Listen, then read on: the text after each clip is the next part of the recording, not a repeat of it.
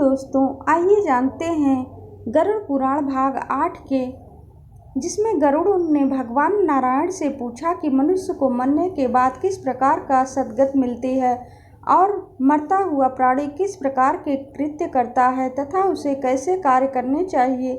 गरुड़ के इस प्रश्न के उत्तर में भगवान नारायण ने कहा कि जब कर्म के वशीभूत होकर अंतिम समय आ जाए तो उस समय मनुष्य को चाहिए कि तुलसी के पास गोबर का मंडल बनाए और फिर तिलों को फैलाकर कुसा का हल्का सा आसन बनाए, फिर शालिग्राम शिला की स्थापना करें, क्योंकि तुलसी के पेड़ की छाया जहाँ मिल जाती है वहाँ मरने से मुक्ति होती है कि तुलसी का वृक्ष जिस घर में होता है वहाँ यमराज नहीं पहुँचता है। जो मनुष्य तुलसी का दल मुख में रखकर प्राण त्याग करता है वह पुत्रहीन होने पर भी विष्णुलोक को प्राप्त होता है। भगवान के पसीने से उत्पन्न इसलिए पवित्र है और कुछ रूस की विभूति है। कुशा के मूल में ब्रह्मा, बीच में जनार्दन और अगले भाग में शंकर विद्यमान, इसलिए कुछ अग्नि, ब्राह्मण और गौ यह बार बार काम में लगने पर भी अपवित्र नहीं होते, यह सब निर्माण में होते हैं। मनुष्य को चाहिए कि गोबर से लिए हुए स्थल पर मृत मनुष्य को सुलाएं, पलंग से उतारकर उसे नीचे लिटा दें। खाट से उतारना इसलिए आवश्यक है कि पिशाच, राक्षस, भूत, प्रेत, यम के दूत खाट और बिना लिप स्थान में प्रवेश कर लेते हैं। फिर इसके बाद लिपटी हुई भूमि पर सुलाकर मरने वाले के मुख में स्वर्ण और रत्न मिला लें और फिर चरणामृत पिलाएं, क्योंकि जो व्यक्ति शालिग्राम के इच्छुक जल को एक बूंद के रूप में भी लेता है वह पापों से छूट जाता है। और उसके बाद गंगा जल पिलाएं, क्योंकि गंगा जल जरूर सब तीर्थों का पूर्ण फल देने वाला होता है। उन्हें गरुड़ जैसे अग्नि को पाकर हुई जल जाती है, वैसे ही गंगा के जल से पाप नष्ट हो जाता है। जिस तरह से नदियों में स्नान करने से मनुष्य पवित्र होता है, उस तरह से गंगा के दर्शन और नाम लेने मात्र से पवित्र हो जाता है। मरते समय जो व्यक्ति गंगा का जल पीते हुए गंगा का उच्चारण भी करता है वह विष्णुलोक को जाता है और मोक्ष प्राप्त करता है। अतः गंगा का ध्यान करना बहुत आवश्यक है। श्रीमद्भागवत की कथा सुनना भी मोक्ष दिलाता है। वेद और उपनिषद का पाठ तथा शिव और विष्णु की स्तोत्र से मरने के बाद मुक्ति मिल जाती है। हे गरुड़, मृत्यु के समय मनुष्य को अनशन व्रत करना चाहिए और अपने मन में यह विचार करके कि मैंने संन्यास ले लिया है, ऐसा व्यक्ति फिर उत्पन्न नहीं होता। इस तरह धर्मात्मा का प्राण ऊपर के छिद्र द्वारा निकलता है।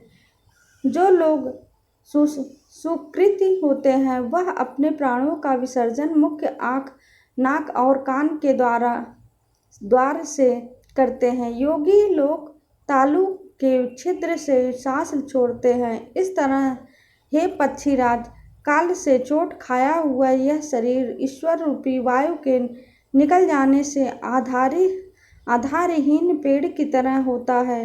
अपने प्राणों के नाश होने पर यह शरीर अस्पृश्य और दुर्गंध युक्त हो जाता है, इसलिए उस क्षण मात्र में नष्ट होने वाले इस शरीर का गर्भ नहीं करना चाहिए। जो मनुष्य में जो 5 तत्व होते हैं वे अलग अलग पृथ्वी जल में जल, पवन हवा में हवा और तेज में तेज विलीन हो जाते हैं और आकाश में आकाश लीन हो जाता है।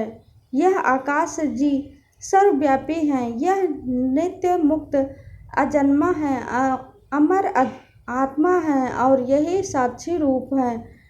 पूर्ण कर्मों से युक्त होकर यह आत्मा नए शरीर में प्रवेश करती है। जो पूर्ण आत्मा होते हैं, धर्म के ज्ञाता होते हैं, वह पूजित होकर देवताओं को जाते हैं। यह सुनकर गरुड़ जी ने पूछा कि हे प्रभु, अग्नि संस्कार का विधान भी बताइए और साध्वी पत्नी का महत्व बताने की भी कृपा करें। मैं इस प्रश्न के उत्तर में भगवान नारायण बोले कि पुत्र और पौत्र मरने के बाद पिंडदान करते हुए पिता के ऋण से मुक्त हो जाते हैं। अपने पुत्र को चाहिए कि वह माता पिता की अंत्येष्टि करें, शोक छोड़कर अपने पापों को दूर करने के लिए बंधु बांधवों से सहित मुंडन कराएं। जो पुत्र माता या पिता के मरने के बाद मुंडन नहीं कराता, वह मानो वास्तविक पुत्र ही नहीं होता। पुत्र को चाहिए कि मुंडन कराकर फिर स्नान करके शुद्ध वस्त्र धारण करके ताजे जल से मृतक के शरीर को स्नान कराएं। उसके बाद चंदन माला आदि से उसे सुशोभित करें और नए वस्त्रों से सुसज्जित कर दक्षिणा समेत पिंड दान करें। द्वार देश के मृतक के नाम के साथ 5 शब्द जोड़कर पिंड का दान करें। इसके बाद प्रदक्षिणा करके पुत्र वधू आदि के द्वारा पूजन करें।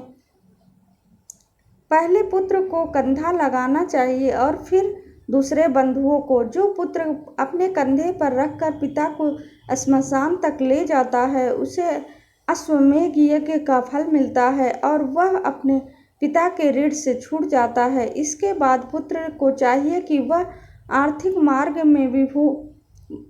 मार्ग में भूमि को साफ करके शव को आराम दे और फिर पिंडदान कर आए। इस पिंडदान से दूसरी दिशा में रहने वाले प्रेरित अध्यक्ष अग्नि को समर्पण करने वाले योग्य हो कर शव को अयोग्य नहीं कर सकते। शमशान में शव को ले जाकर उत्तर की ओर मुख करके और फिर भूमि को साफ करें, गोबर से लीप कर उसके ऊपर जल छिड़क कर और उसके बाद अग्नि की स्थापना करें और फिर वेद मंत्रों से विधिपूर्वक हवन करें और प्रार्थना करें कि हे भगवान, आप भूतों के धारण करने वाले और जगत के उत्पत्ति कारक हैं, भूतों को पालने वाले हैं, इसलिए इस मरे हुए व्यक्ति को स्वर्ग ले जाए। इस तरह अग्नि की प्रार्थना करके तुलसी की लकड़ी, पलाश या पीपल की लकड़ियों की चिता बनाएं और फिर मृत शरीर को चिता में रखकर चिता में शव के हाथ पर उसके नाम के साथ प्रीत लगाकर पिंड दान करें। मनुष्य को चाहिए कि वह 5 पिंडदान पश्चात शव को जलाने का उपक्रम करें। यदि वह 5 पिंडदान नहीं करता तो भूत आदि विघ्न पैदा कर सकते हैं। इसके बाद पुत्र को चाहिए कि वह अग्निहोत्री को साथ में लेकर शव में अग्नि लगाए। कि जो लोग पंचक में मरते हैं उन्हें सद्गति नहीं मिलती। पंचक में दाह नहीं करना चाहिए। 25 नक्षत्र दाह के योग्य नहीं होते, किंतु इन 5 नक्षत्रों के विघ्नों को दूर करने का भी उपाय है और विधिपूर्वक दाह तथा उन दोषों की शांति हो सकती है। कि हे गरुड़, कि मरने वाले के पास 4 पुतले रखने चाहिए। कुशा के बने हुए यह पुतले मंत्रों द्वारा अभिमंत्रित हो और फिर सोना तपाकर उसमें 4 नक्षत्रों का नाम अंकित कराना चाहिए और फिर प्रेता जयता मंत्र से हवन करना चाहिए। उसके बाद शव का दाह करना चाहिए। दाह में तिल का पात्र, सोना, चांदी और कांस्य पात्र, दृश्य आदि नक्षत्रों के क्रम में दोष की शांति के लिए दान करना चाहिए और ओम शांति विधान से जुड़ा होता है। उसमें कोई विघ्न नहीं होता और मृत आत्मा को सद्गति मिलती है। इस प्रकार पंचक में दाह कर्म किया जाता है। यदि पति पत्नी के साथ जुड़ना चाहते हों तो वह स्नान करें, एक विचित्र तरह से तैयार हो, फिर गुरु को नमस्कार करें तथा भक्ति करें और फिर लज्जा त्याग कर श्मशान विहोम की ओर जाने के बाद सूर्य को नमस्कार करके चिता की परिक्रमा करें और फिर उसे फूल की से समझकर उस पर चढ़ें और पति को अपनी गोद में सुला लें। फिर गंगा स्नान के समान अपने शरीर को चलाएं। गर्भिणी स्त्री को पति के साथ नहीं जोड़ना चाहिए। जो नारी पति के शरीर के साथ जलती है उसका शरीर तो जलता है किंतु आत्मा को कष्ट नहीं होता। वह नारी अपने पापों को जला देती है कि जिस तरह धातु के तपाए हुए लोहे से पिंड के धातु नहीं जलती वैसे ही स्त्री जलती नहीं बल्कि शुद्ध हो जाती है। उसकी आत्मा पति की आत्मा के साथ एक में हो जाती है।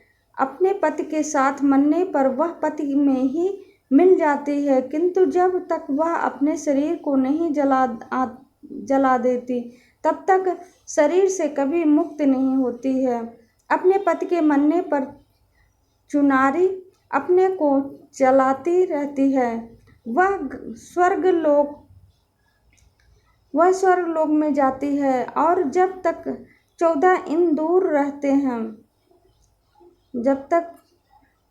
हैं तब तक वह पति के साथ विहार करती है। अपने पति के साथ सती होने वाली स्त्री अपने कुलों को पवित्र करती है। जो मनुष्य की देह में जितने रोम हैं वह अपने ही काल तक आनंद करती है तो फिर वह अधिक आयु लेकर निर्मल कुल में उत्पन्न होती है और उसी पति को प्राप्त होती है। जो विधवा स्त्री ऐसी थोड़ी सी देर से शरीर जलन के दुख को नहीं सह सकती वह विरह की आग में जलती रहती है। इसलिए उस स्त्री को चाहिए कि वह पति को शिव समझकर अपना शरीर जलाए। इसलिए हे गरुड़, मनुष्य को चाहिए कि वह जलते हुए शव का मस्तक पर लकड़ी से और व्यक्तियों का मस्तक पर श्रीफल से फोड़े। कि मनुष्य के पुत्र को चाहिए कि वह ब्रह्मलोक की प्राप्ति के लिए घी की आहुति से यज्ञ करें और कहें कि हे पावक, आप ब्रह्मा से उत्पन्न हो और आप दिव्य शरीर वाले हो, आप हावी हो, इसलिए आप प्रज्वलित हो जिससे यह स्थूल शरीर आप में जल जाए और फिर मंत्रों सहित आहुति देकर रोएं। फिर वहाँ के पश्चात पुत्र और स्त्री को स्नान करना चाहिए और मरे हुए व्यक्ति का नाम तथा गोत्र उच्चारण करके उसे छोड़ देना चाहिए और फिर मृतक के गुणों का वर्णन करना चाहिए। मृतक के दाह के बाद वाले दिन अपने घर का भोजन न कर मृतक के दाह के बाद वाले दिन अपने घर के भोजन न करें। दक्षिण दिशा में मुख करके स्थान को लिपिक और जहाँ उसको रखा गया वहाँ 12 दिन तक दीपक जलाएं। श्मशान में या किसी चौराहे पर मिट्टी के बर्तन में 3 दिन तक दूध और जल छोड़ें और यह कहें कि हे मरने वाले, तुम बंधुओं के द्वारा त्याग दिए गए हो। यह जल और दूध है। जल से मान करो और दूध पियो। कि उन्हें गरुड़ चौथे दिन चिता के स्थान को दूध से छिड़क कर हड्डियों को एकत्रित करना चाहिए तो फिर उसको दूध और जल से धोकर मिट्टी के पात्र में रखकर श्राद्ध करना चाहिए। कि चिता की भस्म को इकट्ठा करके घड़े में स्थापित करके प्रवाहित कर देना चाहिए। हे मनुष्य को चाहिए कि यदि प्रवाहित न होकर सके तो 15 पग उत्तर दिशा में चलकर गड्ढा खोदकर के पास पात्र को दबा दें। उसके बाद जहाँ पीड़ा को नाश करने वाले पिंड का दान करें और फिर गंगा के किनारे जाकर पवित्र होकर अस्थियों को अपने हाथ में ले और मस्तक पर छुआ कर गंगा में प्रवाहित करें। जितने वर्ष तक मनुष्य की हड्डी गंगा में बहती रहती है उतने 1000 वर्ष तक वह स्वर्ग लोक में आनंद करता है। गंगा का स्पर्श करने से मनुष्य स्वर्ग लोक को पहुँच जाता है।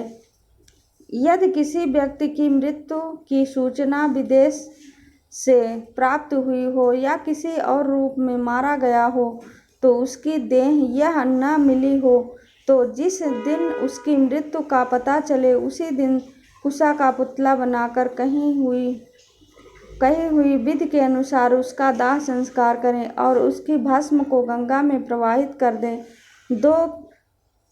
यदि गर्भ के पूरा होने पर स्त्री की मृत्यु हो जाए तो पेट को चीरकर बालक को निकालकर उसे भूमि में गाड़ दें और स्त्री का दाह संस्कार करें। 27 महीने तक के बालक को भूमि में गाड़ दें और इसके बाद उसे जलाकर उसके अस्थियां गंगा में प्रवाहित करें। इस बालक के मरने पर दूध लेना चाहिए और कुमार बालक के मरने पर कुमार को ही खिलाना चाहिए। इस तरह मैंने तुम्हें मृत्यु के उपरांत कर्तव्य कर्मों के विषय में बताया है। अजय को बताया है। सामान्य व्यक्ति के मरने पर यदि यज्ञोपवीत हो गया हो तो यज्ञोपवीत के साथ उसका पिंडदान करें और खीर और दूध के 5 पिंड दें। जो लोग ज्ञानी होते हैं वह आत्म स्वरूप होते हैं और पुत्र के द्वारा पिंडदान प्राप्त करने की अभिलाषा नहीं रखते, अतः उनका पिंडदान और जलदान नहीं करना चाहिए। किंतु और व्यक्ति का पिंडदान किया जा सकता है। अगर आपको हमारा वीडियो अच्छा लगे तो प्लीज़ हमारे वीडियो को लाइक, सब्सक्राइब और शेयर करें।